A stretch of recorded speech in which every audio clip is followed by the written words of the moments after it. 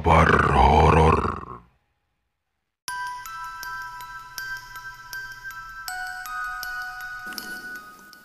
Selamat malam Sobat Kahor dimanapun Anda berada. Masih bersama Bang Fawa.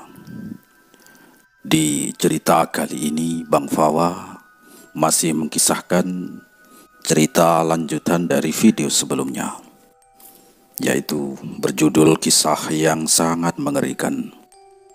Dan kali ini cerita ini sudah memasuki episode ketiga, atau bisa dikatakan sudah memasuki episode terakhir. Ini benar-benar episode terakhir ya. Maaf, di episode sebelumnya itu belum episode terakhir. Jadi untuk para sobat setia pendengar kabar horor dimanapun Anda berada, jangan kemana-mana. Nikmatilah, saksikan dan dengarkan kisah yang sangat mengerikan ini. Episode terakhir.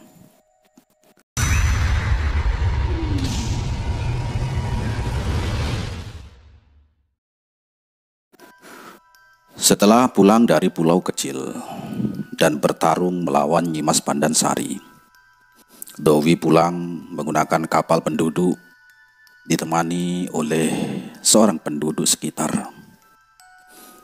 Tepat di jalan di tepi pantai, Haryati telah menunggunya dan Dowi segera memasuki mobil.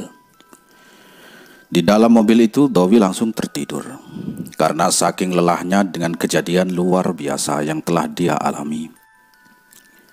Dia pun terbangun sesaat ketika mobil yang Dowi tumpangi sudah sampai di depan rumahnya Haryati.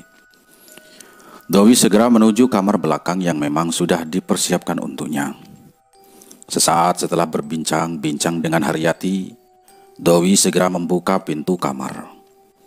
Dan saat kedua kakinya sudah melewati kusen daun pintu di kamarnya, sebuah energi yang begitu besar seakan mencekik lehernya. Ya Allah, apa ini? Allah, batin si Dowi. Dowi memegangi lehernya yang seakan-akan ada yang menjeratnya dengan tali. Napasnya semakin sesak. Dia mencoba untuk memejamkan mata. Di dalam pikirannya berkelebat sebuah bayangan. Bayangan seekor ayam jantan tergantung di kusen pintu. Lidah ayam itu keluar. Kakinya meronta berusaha untuk lepas. Dan ada satu sosok perempuan tua dengan memakai baju compang-camping. Terlihat tertawa terkekeh-kekeh.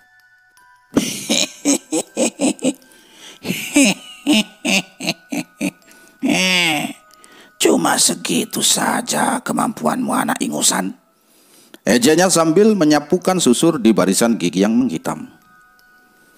Siapapun yang menyerang Dowi kali ini pasti adalah sosok yang mempunyai kekuatan ilmu yang sangat tinggi, karena mampu mengirimkan serangan dengan memerintahkan jin di siang bolong seperti ini.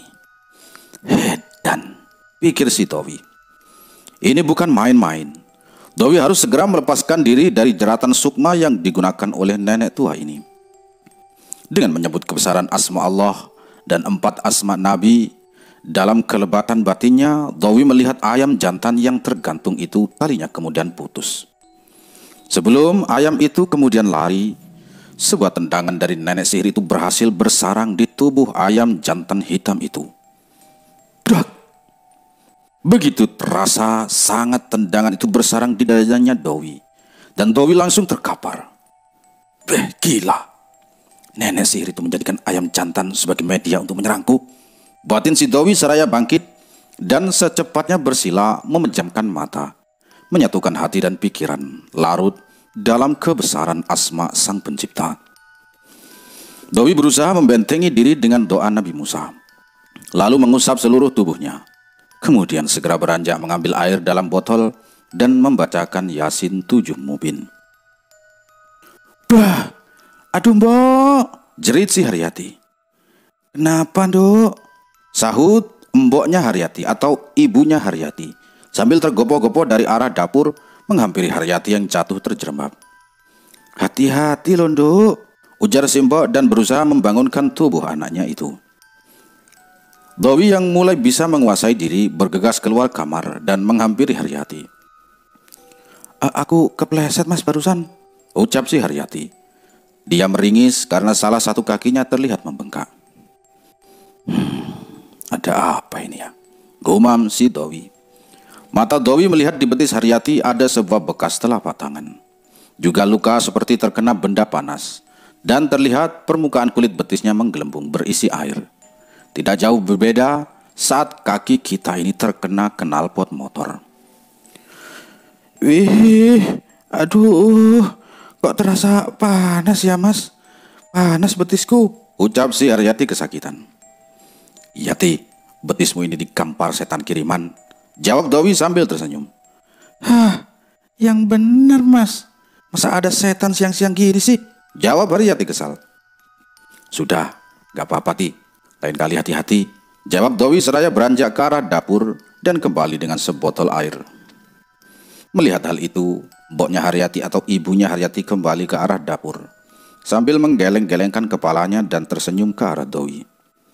Ini Ti, basuh betismu dan sisanya siramkan ke sudut rumah ini, ujar Dowi sambil menyerahkan botol berisi air yang telah didoakan terlebih dahulu.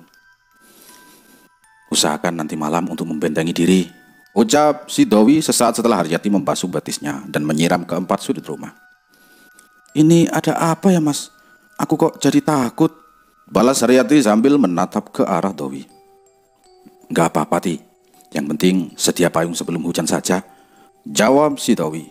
Lalu kemudian melangkah menuju kamar mandi saat gema azan zuhur berkumandang.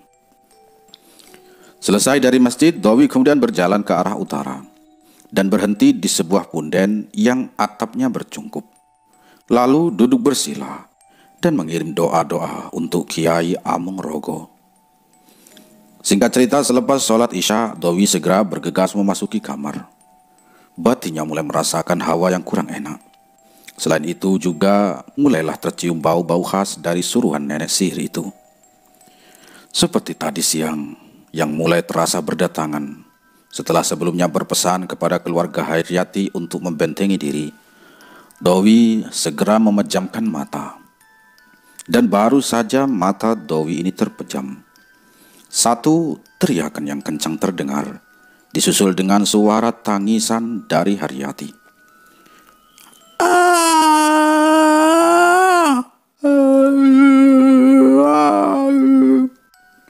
Dowi segera bangkit dan keluar dari kamar. Kemudian menghampiri Haryati yang kini terlihat bertingkah aneh. Haryati bertingkah layaknya seorang nenek-nenek berbadan bungku. Dia berjalan mondar-mandir dan sesekali seperti mengetuk-ngetukkan tongkat di atas lantai. Aku mencari anak itu, suruh dia keluar, bentak Haryati dengan suaranya yang berubah menjadi suara seorang nenek-nenek. Nek, untuk apa mencari saya, Nek? Kita nggak ada urusan dan kita tidak saling mengenal satu sama lain, ujar Dowi sambil menghampiri Haryati yang sedang kerasukan. Kita memang tidak ada urusan, tapi aku ingin berurusan denganmu, cetusin nenek-nenek itu. Baiklah Nek, silakan keluar dari tubuh perempuan itu, ucap Dowi datar sambil merapal doa yang biasa Dowi gunakan. Tak lama kemudian tubuh Haryati ambruk. Dowi segera mengusap wajah Haryati dan sesegera mungkin kembali ke kamarnya. Singkat cerita, lewat tengah malam, serangan nenek sihir mulai berdatangan. 4 bola api serentak melesat, disusul suara pasir yang berjatuhan di atas atap rumah. Lalu, bah! 3 suara benda jatuh terdengar sangat keras. Ini 3 tanda kiriman santet, batin si Dowi. Nenek bongko ini sudah tidak tanggung-tanggung lagi. 3 kiriman langsung menggempur. Dowi yang sudah bersiap-siap dan membentengi rumah dengan Yasin 7 Mubin sebelumnya, segera menuju lahan kosong sebelah rumah. Ayo Nek, kita main di sini saja, biar lapang dan leluasa, tantang si Dowi sambil terus menatap Banaspati yang berputar-putar. Banaspati adalah sosok bola api yang sering dijadikan sebagai media untuk mengirim santet kelas tinggi. 4 bola api kini datang menyambar. berbarengan dari 4 penjuru. Dan dari atap rumah 2 sosok hitam bermata merah terlihat melotot ke arah si Dewi.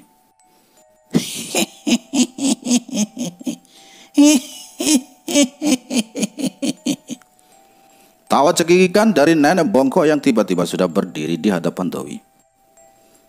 "Nenek ini sebenarnya siapa toh?" tanya Dewi memastikan. "Aku Iswari dari Goa Serandil. Cukup, itu saja yang kau tahu." Tanpa basa-basi lagi, nenek itu lantas menggerakkan tangannya, mengetukkan tongkat berkepala ular. Dan hush, satu asap putih menyembur dari tongkat kepala naga itu. 4 bola api ditambah dengan 2 sosok hitam yang sedang tegap berdiri di atas atap rumah dengan mata merah menyala dan dihiasi mahkota di kepalanya. Tentu menunjukkan bahwa mereka adalah sosok-sosok raja dari bangsa Genderuwo. Semua sudah jelas bahwa nenek bongkok yang bernama Iswari ini bukanlah dukun ilmu hitam kelas bawah atau kelas keroco. Asap putih yang keluar dari tongkatnya seperti memiliki mata. Kemanapun Dewi menghindar, asap itu selalu mengikuti dan menyerangnya. Dewi berusaha untuk menghalau energi dari asap putih itu dengan asma 4 nabi, juga dengan energi Hizib Telaga Kausar, dan juga tameng Hizib Ayat Kursi untuk menahan gempuran dari 4 banaspati itu. 2 cahaya hitam bergulung, melesat dari arah atap, menyerang dari belakang, dan gumpalan cahaya hitam pecah saat satu benda melayang di atas kepala Dewi menyambut 2 cahaya hitam itu. Sosok hitam tinggi besar dengan mata yang merah menyala terjajar akibat benturan itu dan serentak berseru, "Naga Pertala!" Dewi yang mendengar seruan mereka mendongakkan kepalanya dan melihat keris naga Pertala yang tiba-tiba jatuh dan tergeletak di atas tanah. Nenek Iswari yang melihat itu sontak mundur beberapa langkah dengan wajah yang terkaget-kaget. Kunyo, dari mana kamu dapatkan keris keramat naga Pertala? Apa hubunganmu dengan keturunan Sudirat?" cetus nenek Iswari. "Buka telingamu baik-baik, wahai Mbahnya Kunyo. Aku tidak punya hubungan apa-apa dengan keturunan Mbah Sudirat. Dan aku yang meruat semua benda pusaka lalu membuangnya, termasuk keris panjang ini," jawab si Dewi. "Weh, anak ingusan. Jangan kamu pikir aku takut melihat keris itu sama Tuhanmu ya. Aku tidak pernah takut," balas nenek Iswari. Seraya kembali mengetukkan tongkat naganya kemudian melemparkannya ke udara. "Serang!" seru nenek Iswari. Sekejap kemudian tubuhnya mengambil posisi duduk bersila dengan mata terpejam. Dengan mulut yang komat kamit, serentak pasukan gaib nenek Iswari kembali menyerang ke arah Dewi. "Naga Pertala, lakukan apa yang seharusnya dilakukan," perintah Dewi dalam batinnya sambil menepuk tanah. Keris naga Pertala sontak berdiri. Bilahnya melesat menyambut tongkat nenek Iswari. Sedangkan ke-4 bola api yang datang menyambar, Dewi sambut dengan doa Hizib Jibril. Sementara tangan kirinya menghantam 2 sosok hitam dengan Hizib Ayat Kursi. Lalu tubuh Dewi bersila, menyatukan hati dan pikiran, merapal perisai diri dengan asma 4 nabi dan Hizib Telaga Kausar. Sebuah sinar ungu mulai menyelimuti tubuh Dewi. Lalu hening. 2 tubuh yang sama-sama bersila bergetar hebat. Dewi mengerahkan semua kemampuannya untuk mengimbangi kekuatan dari nenek bungkuk dari Goa Serandil itu. "Cukup, Nek. Di antara kita tidak ada permusuhan. Kenapa nenek begitu ingin membunuhku? Apa salahku?" batin si Dewi mencoba berkomunikasi dengan nenek itu. "Weh, untuk membunuhmu, aku tidak perlu mencari-cari kesalahanmu," balas nenek Iswari, seraya mendorongkan telapak tangannya. Dan satu hawa panas yang terdorong menyeluruh datang. Dewi melakukan hal yang sama dan mendorongkan telapak tangannya juga. 2 energi pun berbenturan dengan dahsyat. 2 tubuh bergetar hebat. "Jika kamu bisa menahan seranganku, maka aku akan melepaskan nyawamu. Seru Nenek Iswari. Sebelum aku menahan seranganmu, katakan, apa alasannya?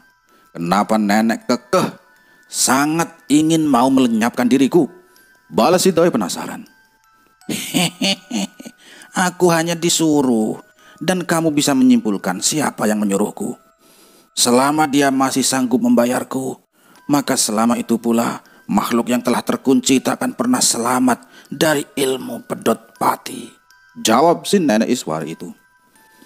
Pedot pati atau rogoh nyawa merupakan ilmu tingkat tinggi, di mana jantung korban akan pecah, darah akan keluar dari semua lubang dari tubuhnya, dan korban akan menemui kematian dalam jangka waktu 1 hari.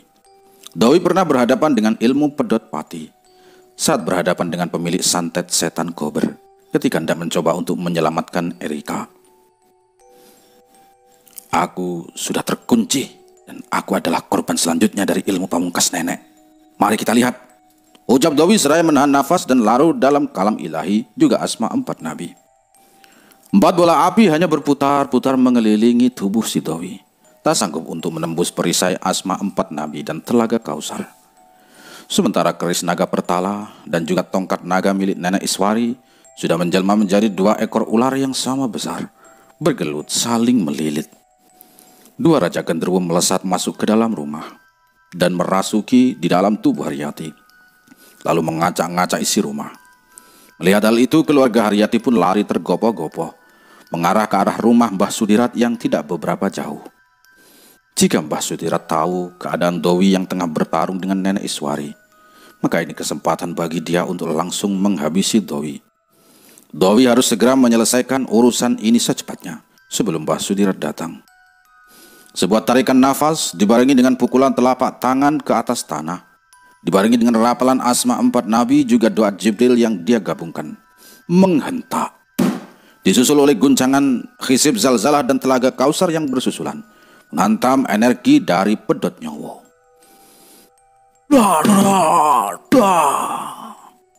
Empat benturan terjadi. Tubuh Doi yang tengah bersila langsung jungkir balik. Darah kental menyembur dari mulut, juga kedua telinga si Doi. Nenek Iswari pun sama. Dia tersungkur jungkir balik dan secepatnya berdiri dengan 2 tangan yang bertumpu di lututnya. Hebat, ya masih sanggup berdiri, batin si Doi. Nenek Iswari dengan kedua tangan yang bertumpu pada lututnya kemudian berteriak lantang, "Kembali!" Sambil mengangkat sebelah tangannya, lalu tongkat naga pun melesat dan tergenggam lagi di tangannya.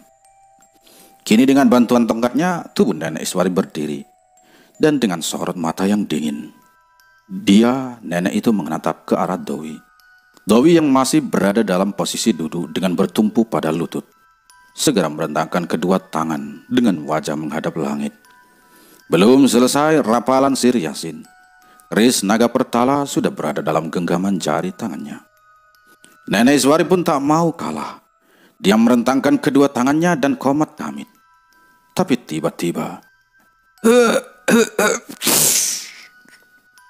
dari mulut Nenek Iswari menyembur darah segar. Tangannya yang terlihat keriput memegangi dadanya. Raut wajahnya meringis seakan-akan merasakan kesakitan. Tak lama kemudian tubuh Nenek Iswari pun ambruk, terduduk dengan kedua lutut yang terlipat. Puluhan tahun aku menjalani hidup dan bertemu dengan orang-orang berilmu. Menjalani puluhan, bahkan ratusan pertarungan. Hanya kamu yang bisa membuat aku terduduk seperti ini. Inilah yang menjadi sebab kenapa Sudirat datang memintaku untuk membunuhmu. Ternyata kamu sudah matang, ujar Nenek Iswari kali ini dengan senyuman ke arah si Doi. Maaf Nek, kalau saya lancang. Nenek pun betul-betul hebat dan saya masih selamat mungkin karena Yang Maha Kuasa yang menyelamatkan saya, jawab si Doi. Hish, jangan bawa-bawa nama Tuhanmu. Telingaku terasa panas mendengarnya. Kali ini kita sama-sama kehabisan tenaga. Dan kamu harus ingat aku belum kalah.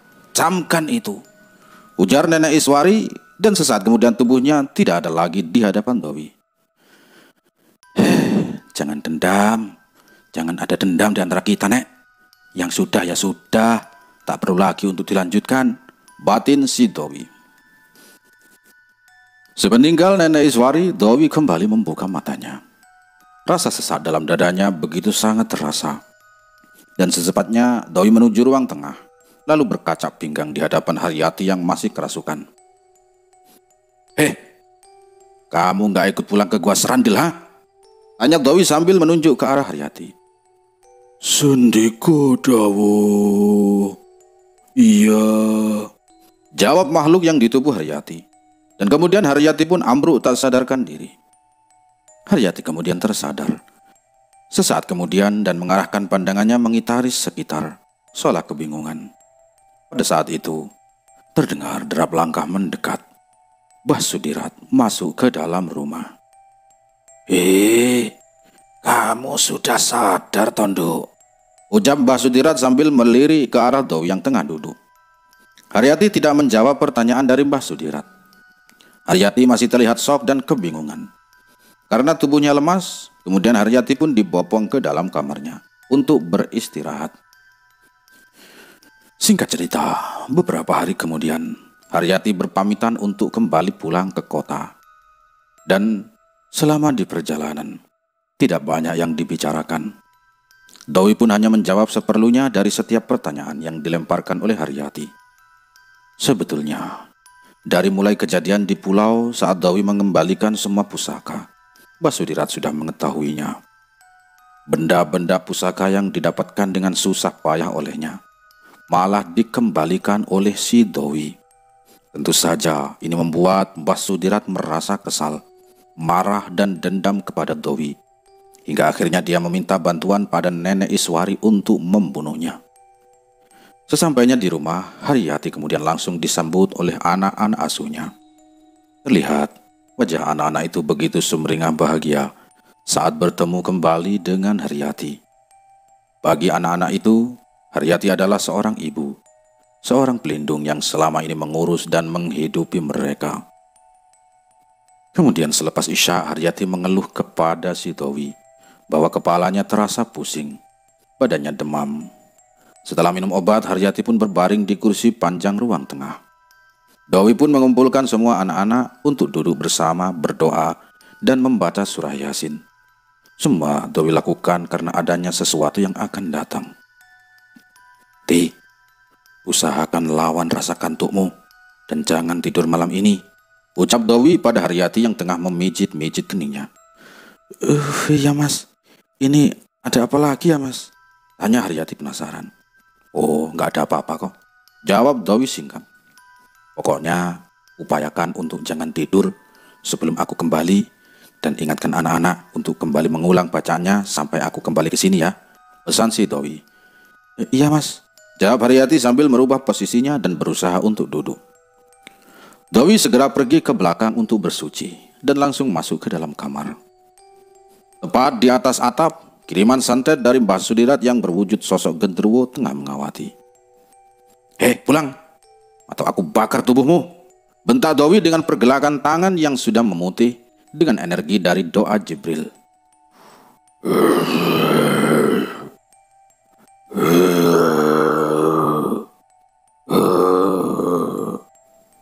Aku akan membawa sukma wanita itu, dan ini atas perintah Tuhanku, ujar sosok hitam sambil menunjuk ke arah Haryati. Kalau kamu tetap membawa dia, berarti berurusan denganku, balas Dowi seraya menahan napas dan siap menyerang. Tunggu, jawab sosok hitam itu lalu menghilang dalam sekejap. Seminggu kemudian, Mbah Sudirat datang ke rumah cucunya Haryati ini. Dowi yang tahu akan kedatangan Mbah Sudirat lalu meminta izin kepada Haryati untuk pulang ke Bandung. Bagi si Dowi, tinggal serumah dengan Mbah Sudirat sama saja dengan membiarkan dua energi yang berbenturan terus-menerus. Tentu saja ini ada hal yang melelahkan dan berbahaya. Dowi bisa merasakan energi yang begitu panas menyengat dari Mbah Sudirat. Begitu juga sebaliknya dengan Mbah Sudirat. 2 hari semenjak kehadiran Mbah Sudirat, akhirnya Dowi berpamitan Dan tanpa sepengetahuan Mbah Sudirat, Haryati menempatkan Dowi di sebuah rumah yang tidak begitu jauh dari rumahnya. Ini memang sengaja Haryati lakukan, agar jika ada apa-apa, Dowi bisa secepatnya menangani, pikir Haryati. Dowi hanya diam dan mengikuti saran dari Haryati untuk tidak jadi pergi ke Bandung. Dan selama Dowi tidak berada di rumah Haryati, dia selalu memberikan informasi tentang ritual-ritual yang dilakukan oleh Mbah Sudirat. Ya opo itu adalah mbahnya sendiri. Malam kelima keberadaan Mbah Sudirat di rumah Haryati, Haryati menginfokan bahwa Mbah Sudirat sedang melakukan sebuah ritual. Memang betul, entah ritual apa yang sedang dilakukan oleh Mbah Sudirat. Yang jelas, Dowi pun bisa merasakan sebuah energi yang mulai berdatangan, walaupun dari kejauhan. Satu cahaya berbentuk pipih meliuk-liuk mengitari atap rumah yang Dowi tempati. Dowi paham ini adalah kiriman dari Mbah Sudirat yang memang ditunjukkan untuk dirinya. Cahaya pipih yang meliuk-liuk itu kemudian secara tiba-tiba melesat ke arah dadanya Dowi. Dah! Dowi tersentak kaget. Setelah Dowi tahu bahwa cahaya itu adalah sebuah keris yang terbungkus dengan cahaya merah darah. Tentu ini bukan hal yang biasa. Karena pada umumnya media penyerangan untuk mengirim santet biasanya menggunakan makhluk-makhluk astral, bukan benda seperti keris. Dowi segera merentangkan kedua tangannya dan membiarkan dadanya terbuka, menyambut datangnya keris sakti milik Mbah Sudirat itu. Ayo, kamu pilih mana? Mau dari mana? Tantang si Dowi sedikit jumawa. Saat keris itu semakin mendekat, satu cahaya hijau menghantam cahaya merah yang datang.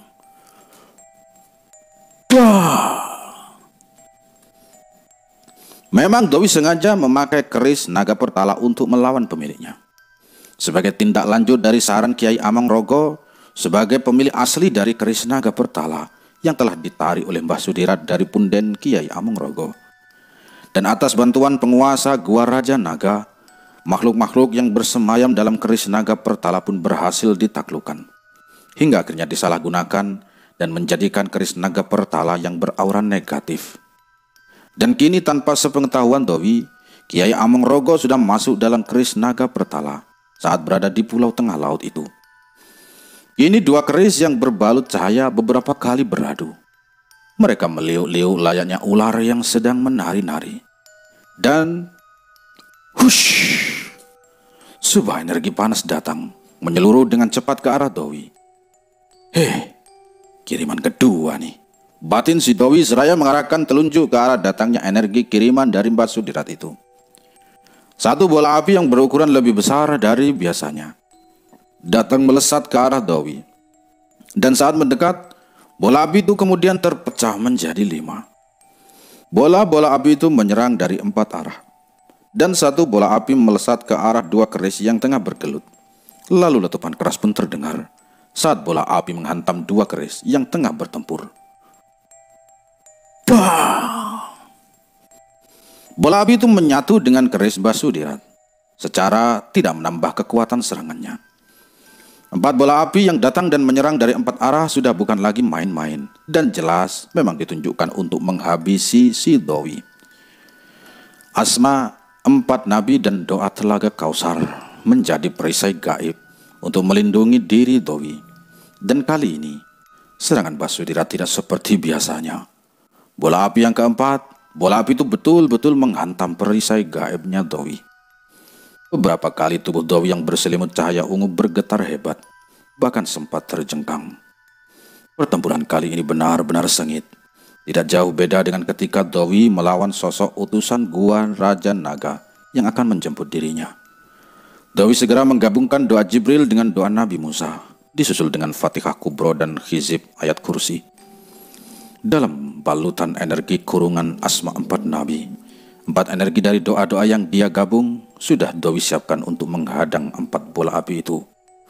Dan 4 ledakan dahsyat terdengar secara beruntun. Dan Dowi yang tengah duduk dalam kamar terpental hingga menabrak dinding kamar. Seluruh badannya terasa sakit dan ngilu, begitu lemas tak bertenaga. Dada Dewi terasa sesak dengan hawa panas yang menjalar di seluruh tubuhnya. Dengan segera Dewi memejamkan mata dan mencoba untuk menembus tirai gaib Mbah Sudirat. Bocah edan, Gerutu Mbah Sudirat seraya menepis bara api yang menempel di baju hitamnya. Dupa yang dipasang telah pecah. Air bunga setaman dalam wadah plastik pun tertumpah. Kondisi Mbah Sudirat tidak jauh beda dengan kondisi Dewi yang sama-sama terluka. Setelah melihat kondisi Mbah Sudirat, Dewi segera membuka mata dan berusaha untuk berdiri. Pandangan matanya Dewi dan tubuhnya mulai limbung. Dan Dewi tidak ingat apa-apa lagi. Dia pun jatuh pingsan. Entah berapa lama Dewi tergeletak pingsan. Karena saat Dewi siuman, dia melihat keris naga petala sudah tergeletak tidak jauh dari dirinya. Dan di salah satu sudut kamar, satu sosok yang Dewi kenal tengah menjilati kakinya dan mengibas-ngibaskan ekornya. Puluhan panggilan tak terjawab terlihat dan beberapa pesan teks terlihat di layar handphone selulernya Dewi. Semuanya dari Haryati. Dewi membaca beberapa pesan dari Haryati yang mengatakan bahwa kakeknya sejak tadi malam tidak keluar kamar. Bahkan setelah diketuk-ketuk beberapa kali pun tidak ada jawaban. Akhirnya pintu kamar dibongkar paksa atas bantuan tetangga. Dan Mbah Sudirat ditemukan tidak sadarkan diri. Setelah membaca pesan dari Haryati, Dewi pikir bahwa antara Dewi dan Mbah Sudirat ini memiliki kekuatan yang hampir sama. Sebuah kekuatan yang seimbang. Maka jawabannya, kalau tidak Dewi, ya dia yang jadi korban. Dewi sadar, setelah pertempuran secara gaib butuh waktu untuk kembali pulih.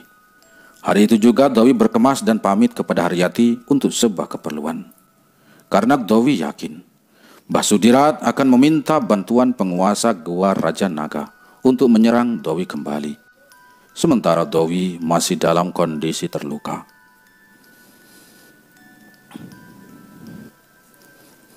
Sirna Raga adalah sebuah pondok yang berada di pelosok Jawa Barat.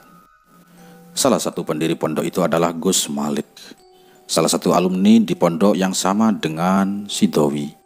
Saat dulu sama-sama mondok, Gus Malik sendiri merupakan salah satu pengajar di pondok waktu itu. Weh, sampai juga kamu ke sini. Langkahmu panjang ya, Wi. Jawab Gus Malik setelah membalas salam Dewi. Dewi hanya tersenyum saat mendengar ucapannya. Pah, telinga sampean itu tajam juga ya Gus. Tahu aja kalau ada yang mau datang. Hehehe. Ujar Dewi sambil mencium tangannya. Allah akan menajamkan mata dan telinga kita saat kita selalu ingat akan namanya. Balas Gus Malik sambil mempersilahkan Dewi untuk duduk.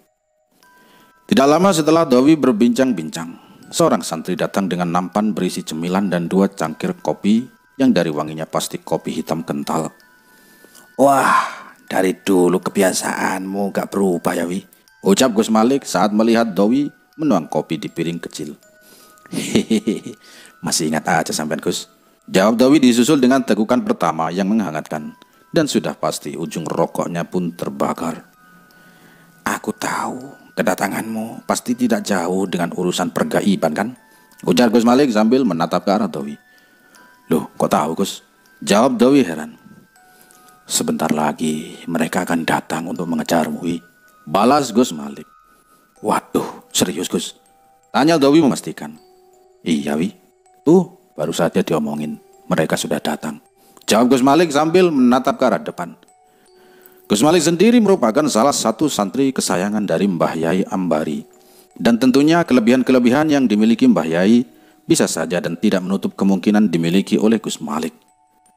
Dewi sebenarnya datang ke sini dengan harapan bahwa Gus Malik mau membantunya yang saat ini sedang dikejar-kejar oleh para dedemit Gua Raja Naga atas permintaan Mbah Sudirat. Meski telah ada kesepakatan antara penguasa Gua Raja Naga dengan Kiai Among Rogo, tapi tetap saja yang namanya iblis tidak akan pernah takut untuk melanggar perjanjian.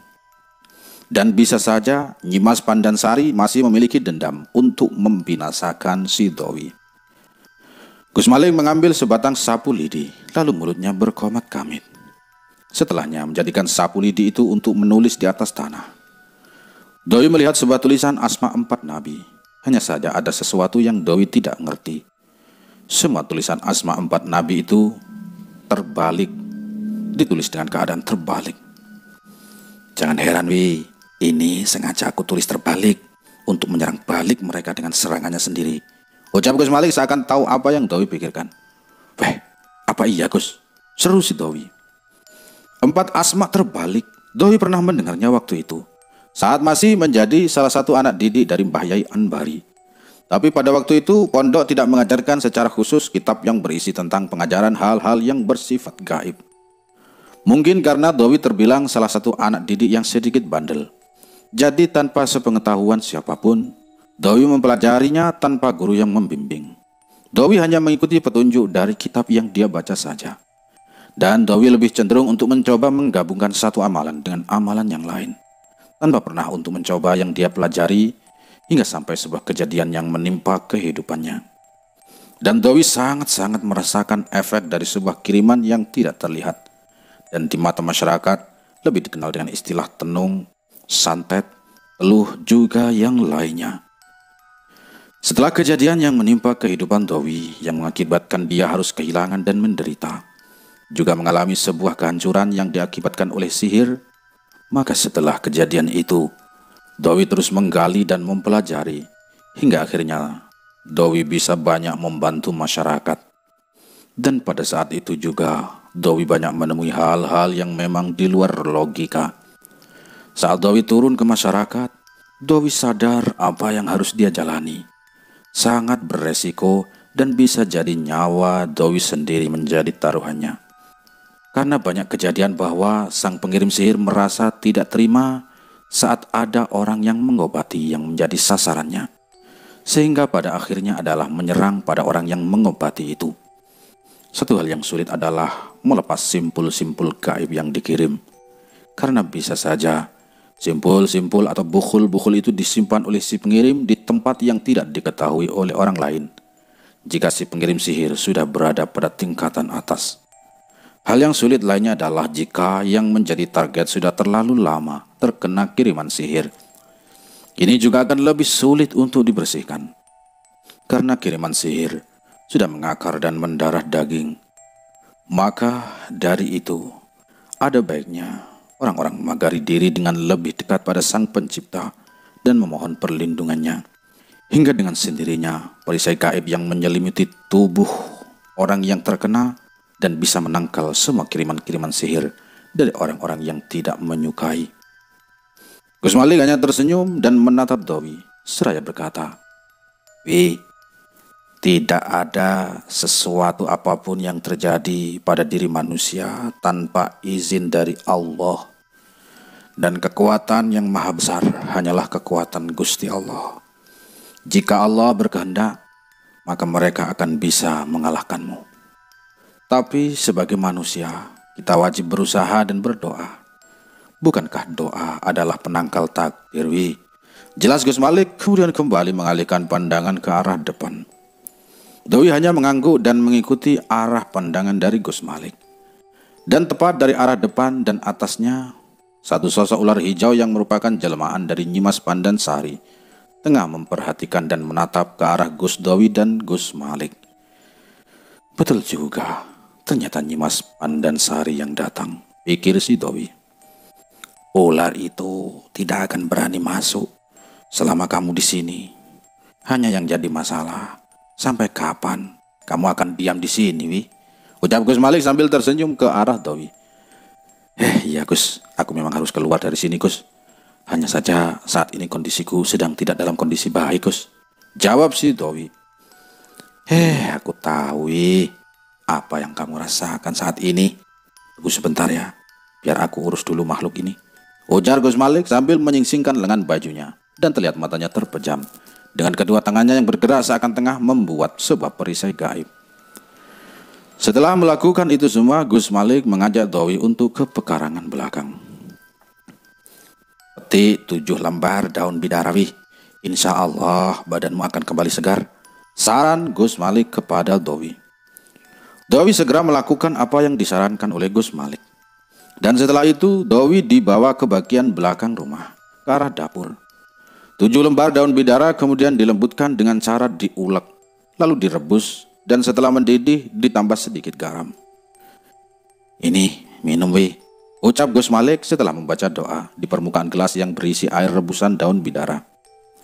"Oh iya Gus, ngomong-ngomong ini pakai doa yang mana Gus?" Canda Dowi sambil tertawa kecil. "Satu guru satu ilmu, ojo ganggu," ujar Gus Malik membalas candaan Dowi. Waktu bergulir begitu cepat. Tidak terasa langit senja telah meremang dan dipenuhi oleh kicau burung-burung di dedahanan. Seakan sedang memilih tempat terhangat di rimbunan pohon untuk melewati malam. Selepas Isya, setelah meminum rebusan daun bidara, Dowi tertidur dan terbangun tepat tengah malam. Dowi segera berjalan menuju ruang tengah dan duduk di kursi panjang. Mata Dowi mengitari ruangan yang penuh dengan berbagai kitab, kumpulan kitab-kitab khas pondok, hingga matanya tertuju pada sebuah kitab yang berwarna kuning. Ini kitab yang dulu aku pelajari," gumam si Dowi. Sekali tarik kitab itu sudah keluar dari barisan-barisan kitab yang lain. Helai demi helai Dowi buka, hingga Dowi begitu asyik membacanya. Dan tanpa sadar Gus Malik tengah berdiri di hadapan Dowi yang tengah tertunduk membaca. "Kamu cari di situ gak akan ada, Wiwi." Suara Gus Malik membangkitkan Dowi. Dowi segera menengadah dan satu tangan Gus Malik menyodorkan sebuah kitab yang terlihat usang. "Kamu itu dari dulu ya begitu. Kebiasaanmu gak berubah. Seperti kopi dan piring kecilmu itu," ucap Gus Malik sambil menjatuhkan badan di kursi yang ada di hadapannya Dowi. Dowi hanya tersenyum dan tangannya segera meraih kitab itu. Helai demi helai terlewati hingga sampai di bab yang Dowi cari. Dan Dowi pun membacanya dengan khidmah. Singkat cerita, 4 hari Dowi berada di kediaman Gus Malik. Akhirnya Dowi berpamitan. Gus Malik memeluk tubuh Dowi dengan erat, seraya berbisik, "Jalanmu dan jalanku memang berbeda, Wi. Tapi satu hal yang kamu harus ingat, Wi. Jika kamu mampu dan bisa, maka permudahlah urusan orang lain yang datang kepadamu. Aku hanya mengutip dan mengingatkan padamu. Itu pesan Mbah Yai sebelum berpulang, Wi." "Insya Allah Gus, akan aku lakukan semampuku," jawab si Dowi.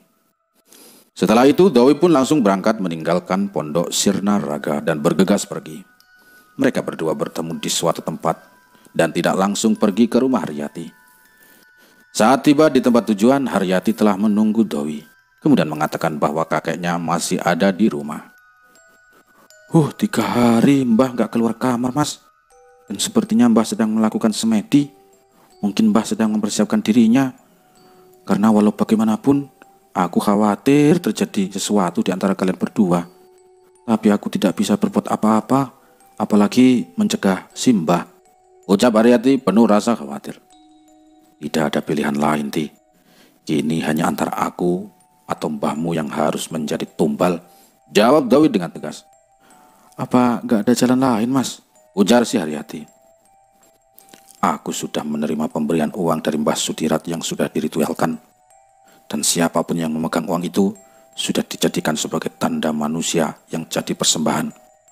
Jika aku bisa lepas, maka mbahmu yang akan menjadi gantinya. Dan itu sudah menjadi resiko.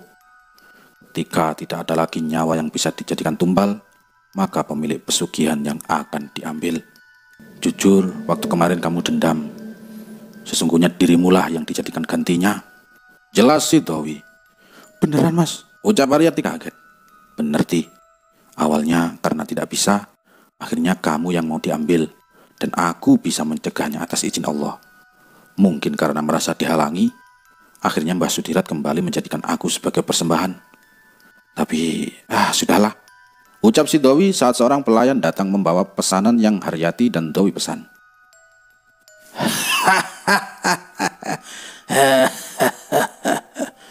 "Motor gue bocah.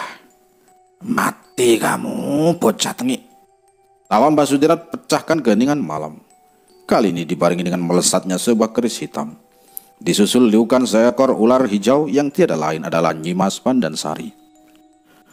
Dowi yang memang sudah mempersiapkan segalanya dan menunggu kedatangan kiriman Basudirat, kemudian mencabut keris naga pertala sambil mengucap bismillah. Sesaat, Dowi berkomunikasi dengan Kiai Amongrogo, meminta izin untuk menggunakan kembali keris naga pertala itu. Dan Kiai Amongrogo mempersilahkan si Dowi. Keris naga pertala pun keluar dari sarungnya, melesat cepat mengarah kepada Nyimas Pandansari.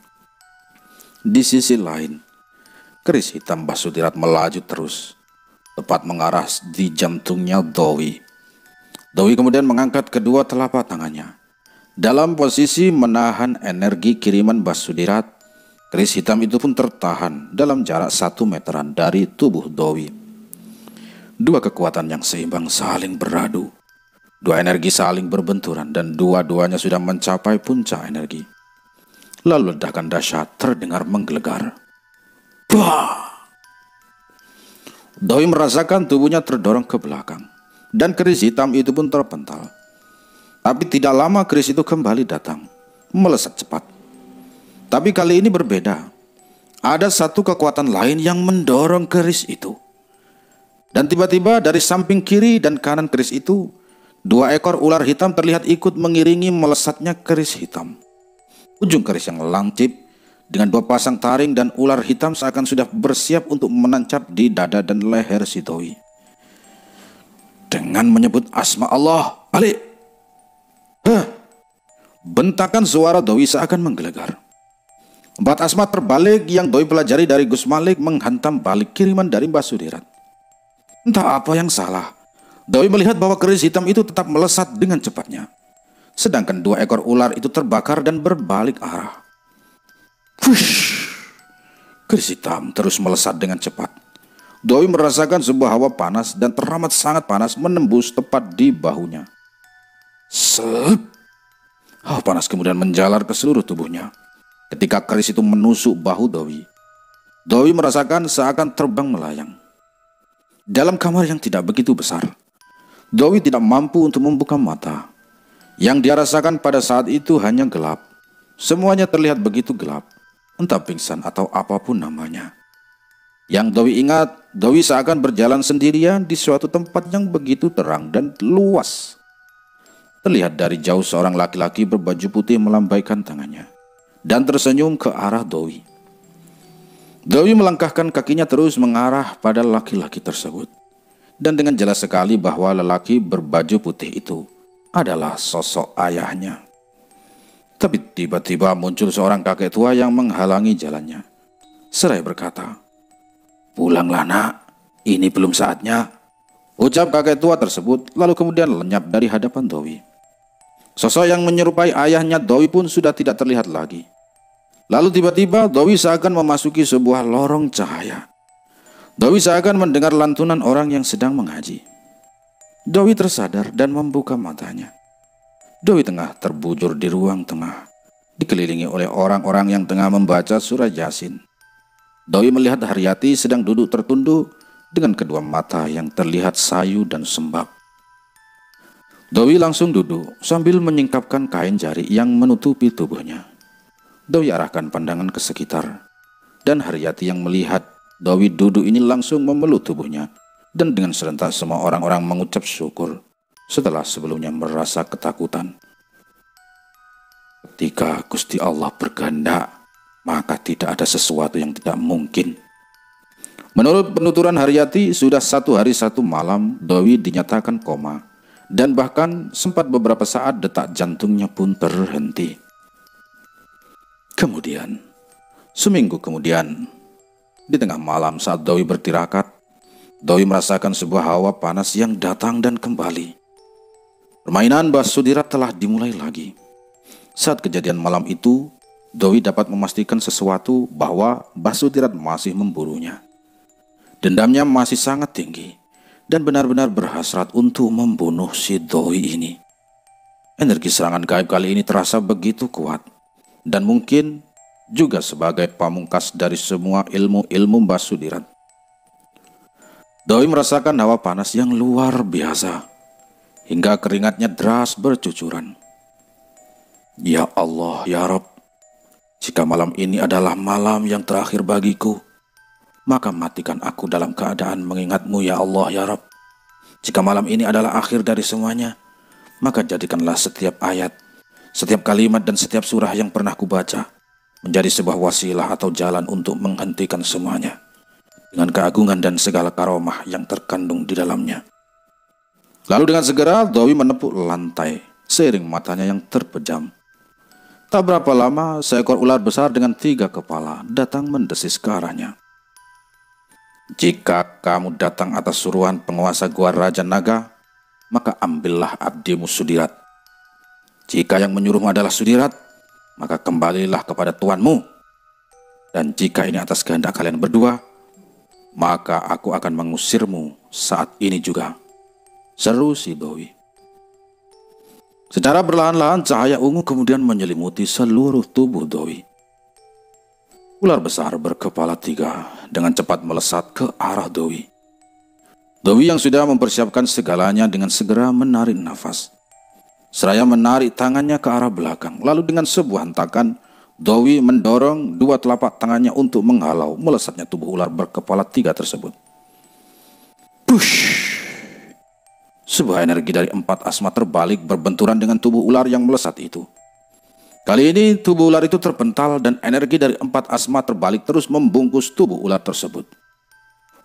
Bah! Ular itu tercerai-berai. 1 kepala dari ular tersebut kemudian berubah menjadi keris hitam, lalu melesat kembali ke arah si Dawi. 2 kepala ular kini berubah menjadi sosok Nyimas Pandansari. Keris hitam yang kembali melesat ke arah Dawi tiba-tiba disambar oleh keris naga bertala. Lalu kedua keris itu menempel jadi satu. Kemudian cahaya hijau dari keris naga bertala meredam cahaya hitam gelap. Dan sejurus kemudian, cahaya hijau dari keris naga bertala melesat ke arah yang berlawanan. Melihat hal itu, Nyimas Pandansari melesat untuk menghalangi laju dari keris naga bertala. Tubuh ularnya membeli keris hijau naga bertala itu. Tapi Nyimas Pandansari tidak mampu untuk menghentikan lesatan keris hijau naga bertala. Dan seakan tubuh dari Nyimas Pandansari tergusur oleh kekuatan keris naga bertala. Dawi pun merasakan sebuah guncangan yang begitu dahsyat, disusul sebuah jeritan kesakitan.